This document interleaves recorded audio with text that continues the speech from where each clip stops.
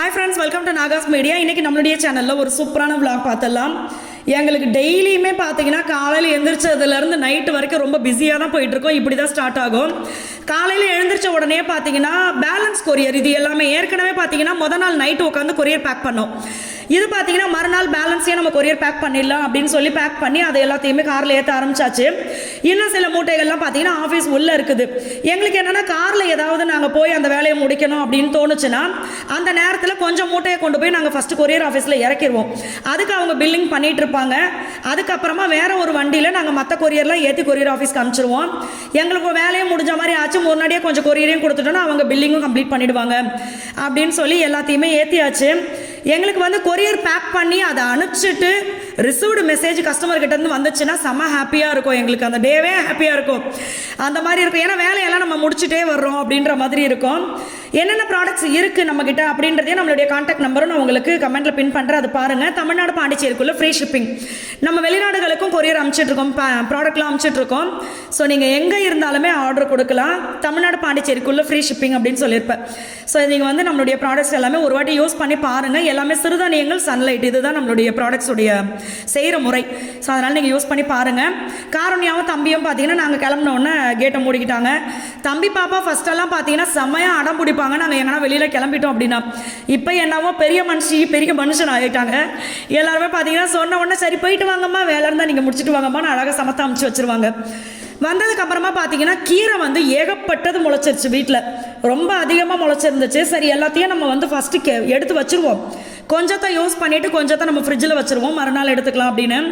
இதில் நீங்கள் கூட்டு பண்ணி சாப்பிட்றது, கடையல் பண்ணி சாப்பிட்றது இதெல்லாம் அவ்வளோ நல்லது. நார்மலாக கீரையே ரொம்ப நல்லது. அதுவும் இந்த பசலைக்கீரை இதெல்லாம் பார்த்தீங்கன்னா ரொம்பவே டேஸ்ட்டாக இருக்கும், ரொம்ப சூப்பராக இருக்கும், உடம்புக்கு நல்லது. நான் பார்த்தீங்கன்னா தம்பி பாப்பாவும் டிவி பார்த்துட்டு இருந்தாங்க. கொண்டு வந்து தம்பிக்கிட்ட ஒரு வார்த்தை தான் சொன்னேன், பாப்பாட்டையும் சொன்னேன், இந்த கீரையை மட்டும் கொஞ்சம் கிள்ளி கொடுங்கப்பா அம்மா கூட அப்படின்னு சொல்லி. அதே மாதிரி மொத்தத்தையும் குழந்தைங்க தலையிலேயே நம்ம திணிச்சிடக்கூடாது, அதுங்க செய்ய ஆரம்பிச்சிருச்சு அப்படின்றதுனால கூட சேர்ந்து அவங்களுக்கு வந்து இந்த கீரையை பற்றி, இதோடைய சத்துக்கள் பற்றி நான் அவங்ககிட்ட சொல்லுவேன்.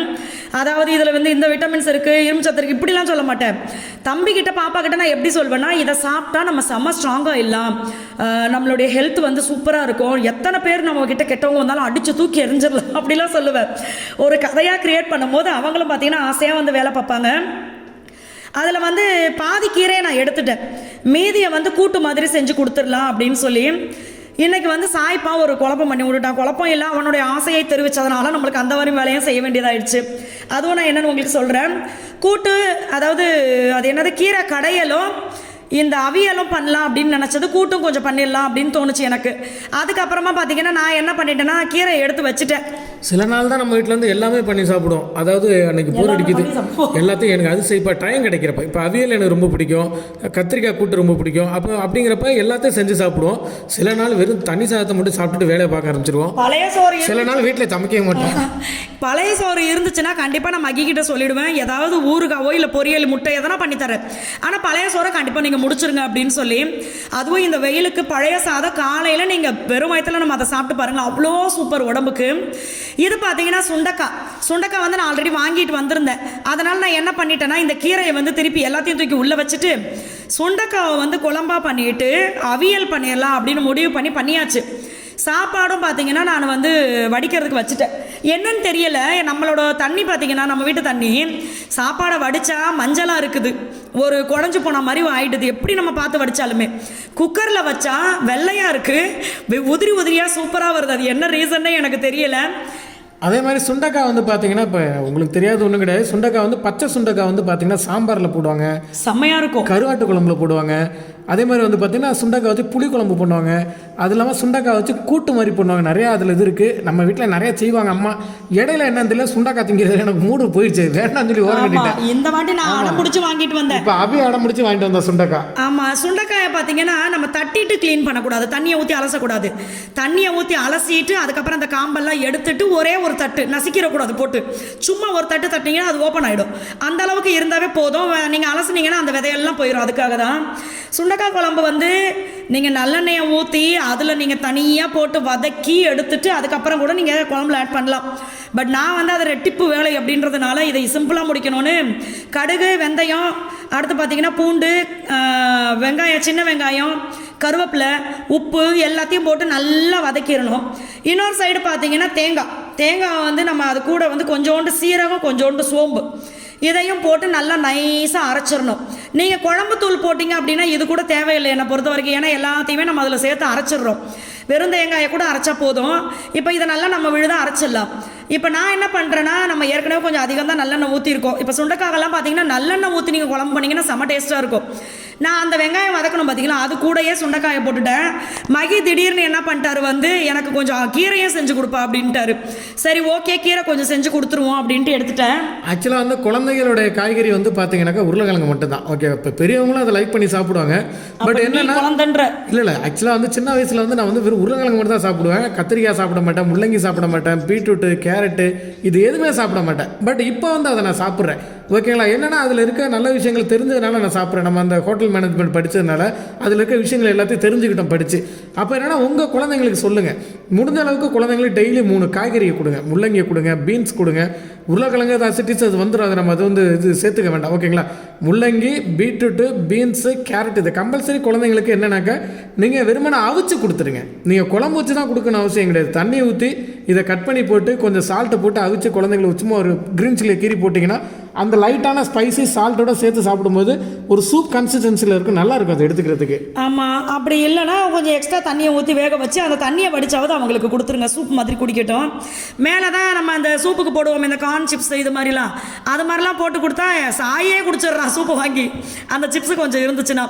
ஸோ அது மாதிரி பண்ணுங்கள். நான் பார்த்தீங்கன்னா இந்த சுண்டைக்காயும் போட்டு வதக்கிட்டு, தக்காளி போட்டு வதக்கிட்டு, நம்ம குழம்பு மிளகாத்தூள், தனியாத்தூள், மஞ்சத்தூள் எல்லாத்தையும் போட்டு எல்லாம் நல்லா வதங்கிட்டு தேவையான அளவு புளி, லாஸ்ட்டில் கொஞ்சம் தேங்காய் இதையும் போட்டு நம்ம எல்லாத்தையும் சமைச்சு முடிச்சுட்டு பார்த்தீங்கன்னா நான் கையோட க்ளீன் பண்ணிட்டேன். இது வந்து வெள்ளை கலர் கவுண்டர் டாப்புங்களா, அதனால் என்னென்னா அந்த பச்சை பிள்ளையை பாதுகாக்கிற மாதிரி இருக்குது எனக்கு. அதனால் கொஞ்சம் இடையில பார்த்தீங்கன்னா வேலை அதிகமாக இருக்குது, நம்ம அப்புறம் பார்த்துக்கலான்னு சில வேலைகளை வந்து நான் போட்டு வச்சுருவேன். அது என்ன ஆயிடுச்சுன்னா இந்த வெள்ளை கலர் கவுண்டர் டாப்பில் லைட்டாக அப்படி ஒரு கரை மாதிரி பிடிக்க ஆரம்பிச்சிருச்சு. அதனால் இப்போ என்ன பண்ணுறதுன்னு பார்த்தீங்கன்னா அப்பப்போ கழுவி வச்சிடுறது. அங்கே நம்ம வேலையை முடித்தோம் அப்பாடா அப்படின்னு இங்கே வந்து பார்த்தா ஆடாங்க அப்பா அப்படின்ற மாதிரி இருந்துச்சு எனக்கு. எல்லாமே பார்த்தீங்கன்னா க்ளீனாக நம்ம வச்சாலுமே இப்போ வந்து பிள்ளைங்களை சமாளிக்கிறது கோயால பெரிய டாஸ்காக இருக்குது. எல்லாமே சகட்டு மேனிக்கு சாய் தேவெல்லாம் இழுத்து போட்டு ஒரு வழி பண்ணிடுறான். அதே மாதிரி பார்த்தீங்கன்னா நான் வந்து துணியை துவைக்கிறது ஒரு வாட்டி பண்ணுவேன், எல்லாத்தையும் சேர்த்து வச்சு மடிக்கிறது ஒரு வாரம் கழிச்சு பண்ணுவேன். எனக்கு எப்போ டைம் இருக்கோ அப்போ நான் பண்ணிவிடுவேன் எல்லாத்தையுமே. ஏன்னா நம்ம பிஸ்னஸ் ஒர்க்கு இப்போ நாங்கள் உட்காந்து நம்ம மெனக்கெட்டால் தான் அது கரெக்டாக இருக்கும். அப்படிங்கிறதுனால எல்லாத்துலேயும் நாங்கள் போய் மூக்க நினைப்போம். பிஸ்னஸில் மற்றவங்க இருக்காங்க, நம்ம அவங்க பார்த்துக்குவாங்க, எண்ணெய் இவங்க ஆட்டிக்குவாங்க, மாவு இவங்க அரைச்சிருவாங்க அப்படின்னு இல்லாமல் எல்லாத்துலேயும் நாங்கள் போய் நின்று பார்ப்போம். எனக்கு என்னன்னு பார்த்தீங்கன்னா எங்கள் மாமியார், என்னோட மாமியார் தான், அவங்க செய்கிற வேலையை கூட நான் செக் பண்ணுவேன் தான்.